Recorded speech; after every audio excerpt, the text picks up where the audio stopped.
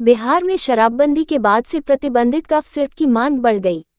ऐसे में गोरखधंधा करने वाले अब कफ सिरप की तस्करी करने में जुट गए। इस बीच पुलिस की सक्रियता से कफ सिरप की बड़ी खेप बरामद हुई हैं। नवगछिया पुलिस ने नवगछिया बाजार स्थित आजाद ट्रांसपोर्ट गोदाम से लगभग 800 प्रतिबंधित कफ सिरप की शीशियां बरामद की हैं। नवगछिया एसडीपीओ ओम प्रकाश अरुण को गुप्त सूचना मिली थी कि नवगछिया बाजार स्थित आजाद ट्रांसपोर्ट गोदाम से प्रतिबंधित कफ सिरप की तस्करी की जाती है और सभी तस्कर वहां से कफ सिरप को खरीदकर अन्य जगहों पर बेचने के लिए लेकर जाते हैं। सूचना के आधार पर पुलिस ने कार्यवाही करते हुए गोदाम पर छापा मारा। पुलिस को आते देख एक तस्कर अपनी बाइक छोड़ मौके से फरार हो गया। छापेमारी में पुलिस को गोदाम में प्रतिबंधित कफ सिरप की कुल 12 पेटियां बरामद हुई, जिसमें कुल 800 बोतल मौजूद थे। पुलिस ने कार्यवाही करते हुए गोदाम मालिक और अन्य लोगों पर प्राथमिकी दर्ज करते हुए गोदाम को सील कर दिया है। वहीं पुलिस ने ट्रांसपोर्ट गोदाम के मैनेजर विवेक कुमार को गिरफ्तार कर लिया है। पुलिस ये भी पता लगाने में जुटी है कि इस तस्करी में और कौन लोग शामिल हैं और इसका तार कहां से जुड़ा हुआ है। तक आया मैटर तो हमने अपने दल बल के साथ स्थानीय थाना को भी ले लिया और यहाँ थाना रोड में नवगछिया बाज़ार में एक प्राइवेट गोदाम है बहुत बड़ा सा। यहाँ ट्रांसपोर्ट से माल मंगाया जाता है और इसमें रख करके लोकल में डिस्ट्रीब्यूट किया जाता है। तो हम लोगों ने यहाँ आकर के छापेमारी किया तो बहुत सारा कोडेक्स दवा है, सिरप खांसी का, जो सरकार प्रतिबंधित किए हुए है और यहाँ लोकल में यहीं से डिस्ट्रीब्यूट हो रहा है। जैसा या नीचे में आप लोग देख लीजिएगा 10-12 कार्टून मिला है और उसको खोल करके भी हम लोगों ने देखा कोडेक्स लिखा हुआ है, सिरप है। और अंदर में भी गोदाम में भी हम लोगों ने देखा कि बहुत सारा खाली कार्टून पड़ा हुआ है कोडेक्स का।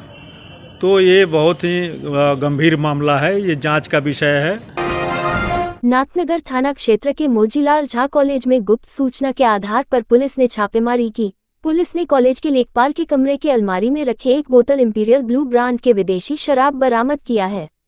प्राप्त जानकारी के अनुसार पुलिस को शराब पार्टी की गुप्त सूचना मिला था, जिसके बाद पुलिस ने कार्रवाई की है।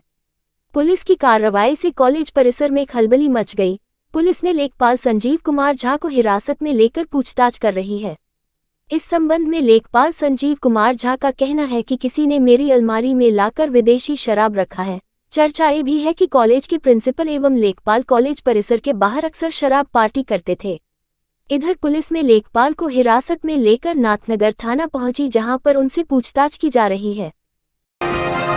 सर दर्द, चक्कर आना, गर्दन दर्द, कमर दर्द, लो बैक पेन, स्पॉन्डिलाइटिस, लकवा, पैरालिसिस, गठिया, साइटिका, पोलियो, घुटनों का दर्द, आर्थराइटिस, नसों का सूखना, frozen shoulder, ligament, cartilage, sports injury, spinal cord injury, हाथ पैर सुनने लगना जैसी अन्य बीमारियों का इलाज करवाए।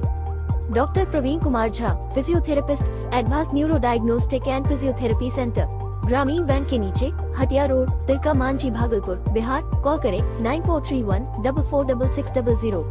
भागलपुर का नगर निगम जुबानी जंग का अखाड़ा बन गया है।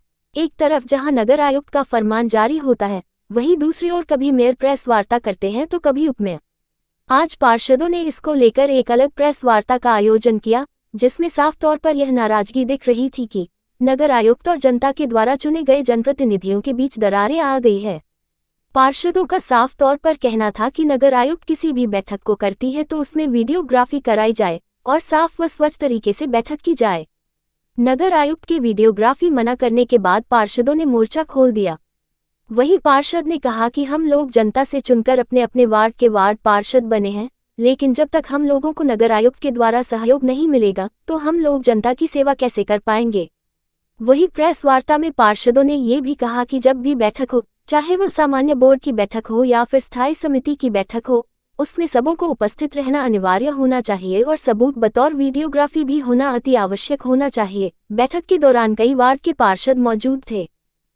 कि दिनांक 27 अक्टूबर को जो स्थायी समिति की हम लोग की बैठक हुई थी, उस बैठक में हम लोगों ने निर्णय लिया था कि प्रत्येक वार्डों में 250 कंबल और मेयर और डिप्टी मेयर के भी माध्यम से 500 कंबल की आपूर्ति जनता को, जरूरतमंदों को कराई जाएगी, ताकि वो ठंड के प्रकोप से उनको बचाया जा सके।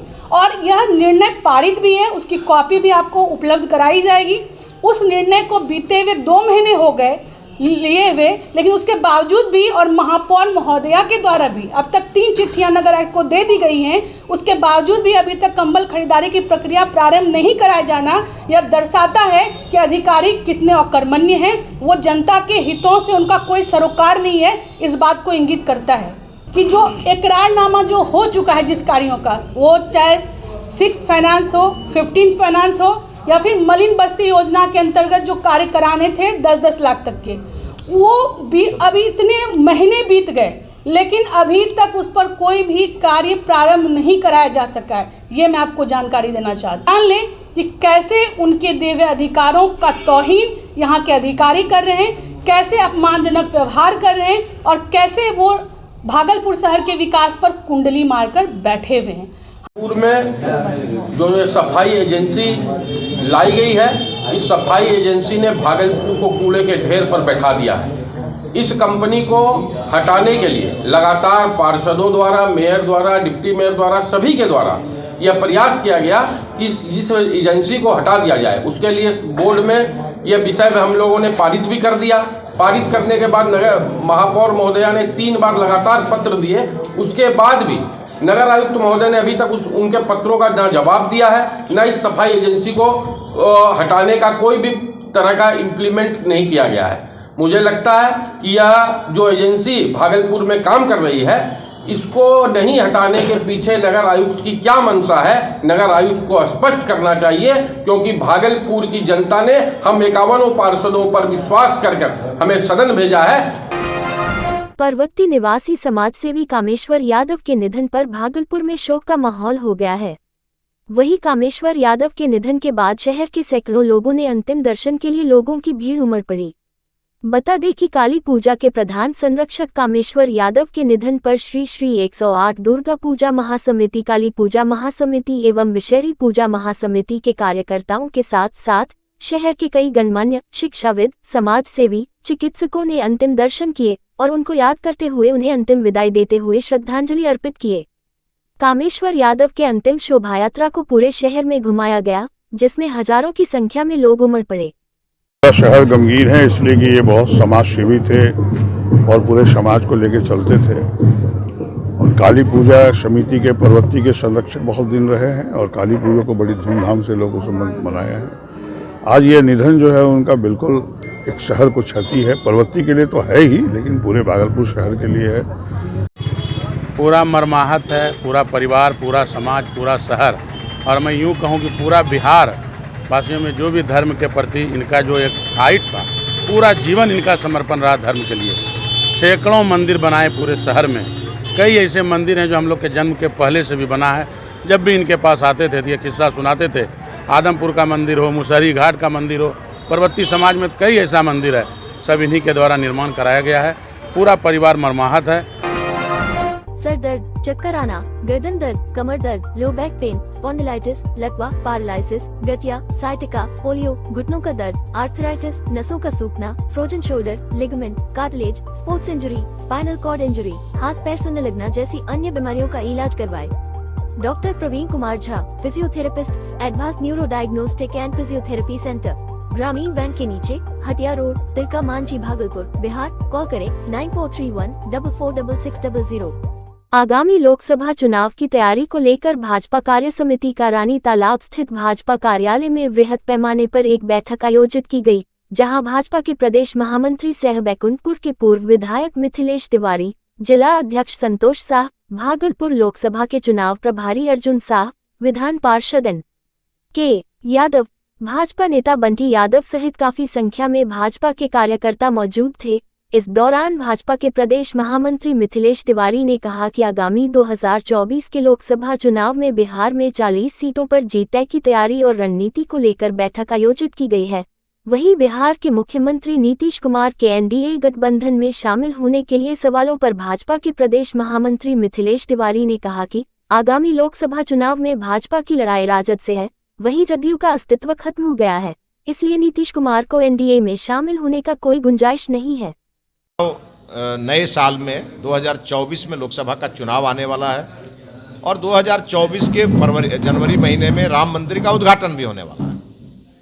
तो आज हम लोग सभी लोग जो आज बैठे हैं लोकसभा चुनाव की भारतीय जनता पार्टी कैसे जीते और कैसे बिहार में बीजेपी की ताकत बढ़े और मोदी जी 40 सीट के साथ कैसे बिहार से एक बड़ा तोहफा हम लोग दें उनको, इसी की तैयारी में हम लोग लगे हैं। बिहार में अब अगली लड़ाई महागठबंधन और भारतीय जनता पार्टी एनडीए के साथ होना है। सर दर्द, चक्कर आना, गर्दन दर्द, कमर दर्द, लो बैक पेन, स्पॉन्डिलाइटिस, लकवा, पैरालिसिस, गठिया, साइटिका, पोलियो, घुटनों का दर्द, आर्थराइटिस, नसों का सूखना, frozen shoulder, ligament, cartilage, sports injury, spinal cord injury, हाथ पैर सुनने लगना जैसी अन्य बीमारियों का इलाज करवाए। Doctor Praveen Kumar Jha, physiotherapist, advance neuro diagnostic and physiotherapy centre, Gramin bank के नीचे, हटिया रोड, तिलका मांझी, भागलपुर, बिहार। कॉल करें 9431446600। मोटर वाहन दुर्घटना दावा न्यायाधिकरण भागलपुर एवं मुंगेर प्रमंडल का न्यायालय शुरू कर दिया गया है। पहले मोटर वाहन दुर्घटना को लेकर मामला कोर्ट में चलता था, लेकिन अब न्यायाधिकरण में ही मोटर दुर्घटना के मामले की सुनवाई की जाएगी। वहीं नए नियम के तहत इसमें कई बदलाव किए गए हैं।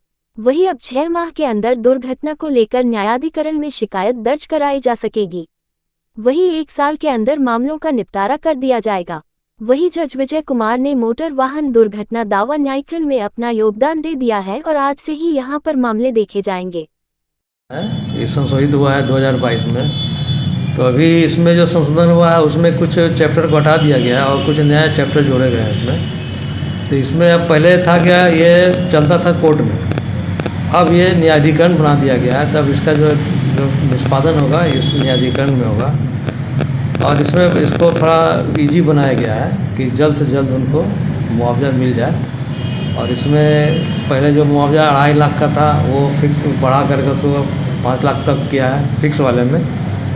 और जहाँ जिसमें एक था पहले शायद 75,000 का, तो उसको बढ़ा के 2.5 लाख किया गया। ये दोनों तो 2.5 लाख वाला तो गवर्नमेंट के हिसाब गवर्नमेंट कहाँ से होगा, सरकार जो देती है वो, और बाकी जो है यहाँ से होगा। और कुछ जो है जिसमें कि कोई ऐसा व्यक्ति जिसकी दुर्घटना में अंग भंग हो गया